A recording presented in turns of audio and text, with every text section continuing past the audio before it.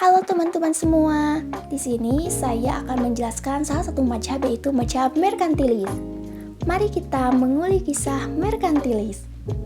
Perlu teman-teman ketahui di mana pada mazhab ini model kebijakan ekonominya itu dominan dengan campur tangan pemerintah.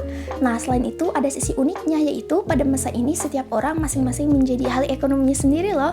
Nah, dalam mazhab ini ada 5 tokoh yang terkenal. Yang pertama ada Jane Bodin, yang kedua ada Thomas Moon, yang ketiga ada Jane B. Colbert, yang keempat ada Sir William Petty, dan yang kelima ada David Hume. Oke, selanjutnya ada latar belakang munculnya mazhab ini. Yang pertama, munculnya negara-negara yang merdeka di Eropa. Yang kedua, negara tersebut ingin meningkatkan kesejahteraan dan juga kedaulatannya.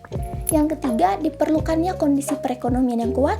Yang keempat, ditetapkannya LM. Nah, LM ini adalah logam mulia sebagai standar kekayaan negara. Dan yang kelima adalah dibukanya jaringan perdagangan serta ekspor ke wilayah baru. Nah, lalu apa sih tujuan dari mazhab ini? Yang pertama adalah memperoleh kekayaan. Yang kedua, menjadikan pemerintah sebagai penguasa perekonomian.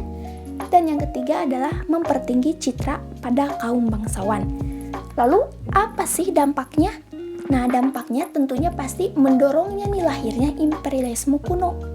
Apa sih tujuan imperialisme kuno ini? Tentunya adalah 3G, yaitu yang pertama adalah gold, yang kedua adalah glory, dan yang ketiga adalah gospel.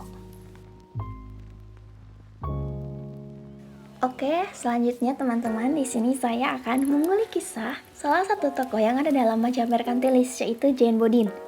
Perlu teman-teman ketahui bahwa Jane Bodin ini lahir di Angers, Prancis pada tahun 1530. Kemudian beliau wafat di Laon pada tahun 1596.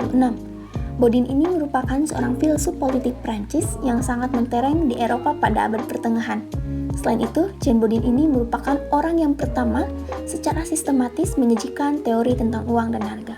Selanjutnya di sini ada karya yang dihasilkan oleh Jane Bodin ini dalam bukunya yang berjudul Response aux Paradoxes de Malestroit pada tahun 1586. Dikatakan Bodin, dalam kenaikan harga ini secara umum disebabkan oleh 5 faktor. Yang pertama adanya peningkatan logam mulia seperti perak dan emas.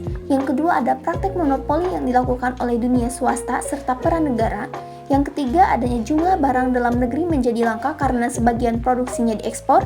Yang keempat adanya gaya hidup mewah di kalangan bangsawan dan raja. Dan yang terakhir adanya nilai koin yang mengalami penurunan karena kandungan karat yang terkandung di dalamnya telah dikurangi ataupun dimainkan. Baik teman-teman, selanjutnya di sini ada sumbangan pemikiran dari Jane Bodin. Jane Bodin berpendapat adanya sumbangan mengenai teori uang dan harga. Menurut Bodin, bertambahnya uang yang diperoleh dari perdagangan luar negeri ini dapat menyebabkan naiknya harga-harga.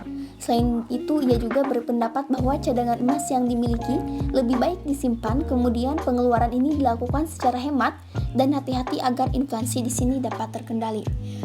Nah, setengah abad kemudian berlalu, ini dikembangkan kembali oleh ekonom lainnya yaitu oleh Irving Fisher, di mana ia mengatakan bahwa teori kuantitas uang ini adalah bertambahnya uang yang diperoleh dari perdagangan luar negeri serta praktik monopoli dan pola hidup mewah dari kaum bangsawan dan raja yang dapat menyebabkan kenaikan harga barang-barang.